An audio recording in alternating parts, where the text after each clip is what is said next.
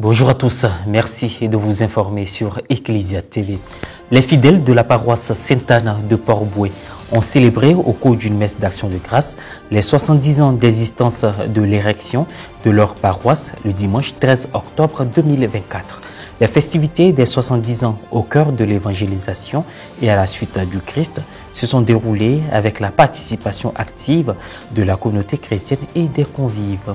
Nous irons à Grand Bassam où le lancement de la nouvelle année pastorale diocésaine marque d'une façon toute spéciale le début des activités diocésaines et paroissiales. Le samedi 12 octobre, les fidèles se sont exprimés au terme de la messe d'ouverture à la paroisse Saint-Esprit de Moquéville. Voilà pour les titres. La paroisse Sainte-Anne de Port-Bouët a fêté ses 70 ans d'existence le dimanche 13 octobre au cours d'une messe d'action de grâce présidée par son Excellence Monseigneur Raymond Awa, évêque du diocèse de Grand Bassam. Un excellent moment de communion au cours duquel les participants ont glorifié le Seigneur pour la célébration de ce jubilé de platine. Pierre Richemont, Morel Poti.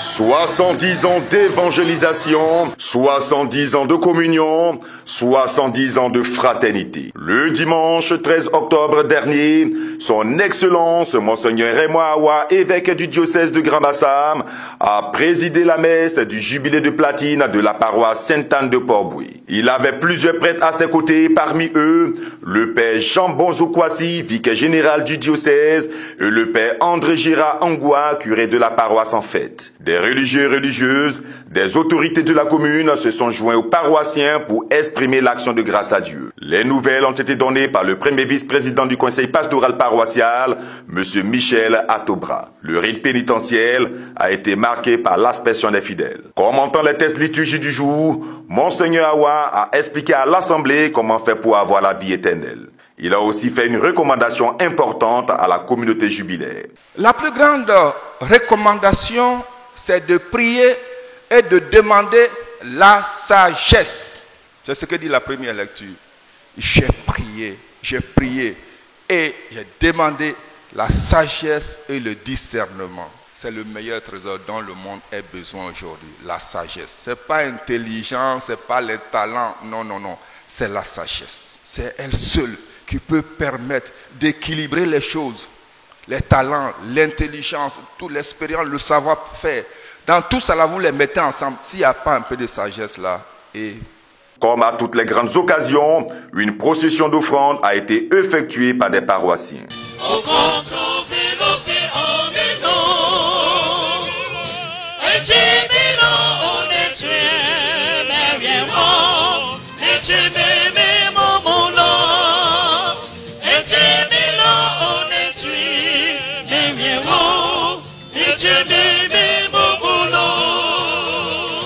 C'est dans la foi, la prière, la joie que les paroissiens ont célébré l'amour de Dieu en entonnant symboliquement le traditionnel joyeux anniversaire.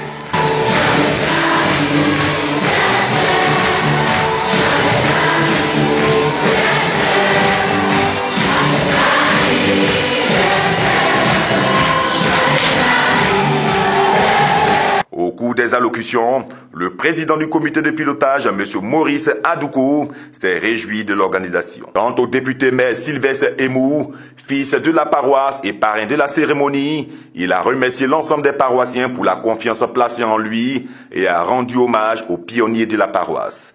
Nous commémorons l'anniversaire de cette église, dont l'origine remonte plus loin dans le passé, dans les années 1920.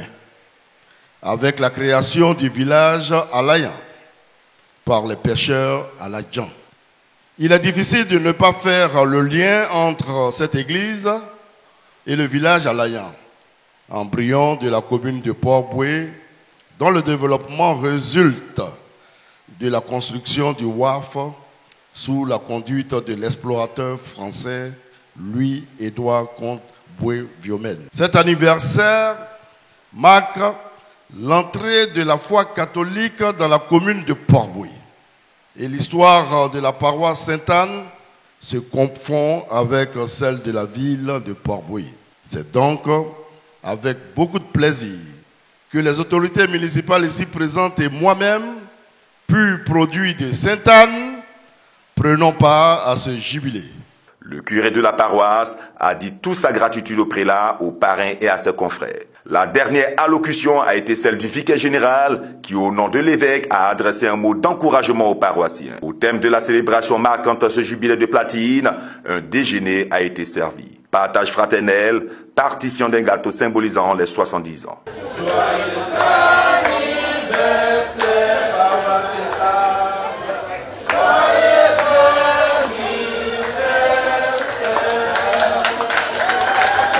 Le lancement de l'année pastorale diocésaine a insufflé un vent d'espoir au sein de la communauté catholique du diocèse de Grand-Bassam le samedi 12 octobre à la paroisse Saint-Esprit de Moquéville.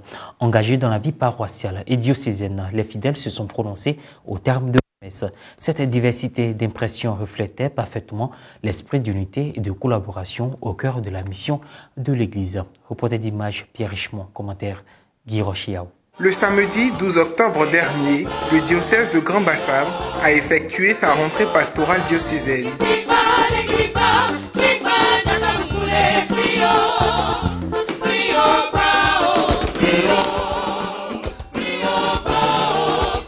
Un autre type de communion qui a attiré une assemblée diversifiée à la paroisse Saint-Esprit de Moquéville. Comme chaque année, nous nous rassemblons ici même, à la cathédrale Saint-Esprit de Moquéville, pour vivre comme une seule famille cet événement hautement spirituel. Ce matin aussi, nous sommes là, rassemblés au pied de notre cathédrale, en chantier, pour les mêmes raisons, à savoir l'ouverture de la rentrée pastorale. Au terme de la messe, certains groupes, associations et mouvements ecclésiaux de l'Église particulière de Grand-Bassam expriment leurs attentes.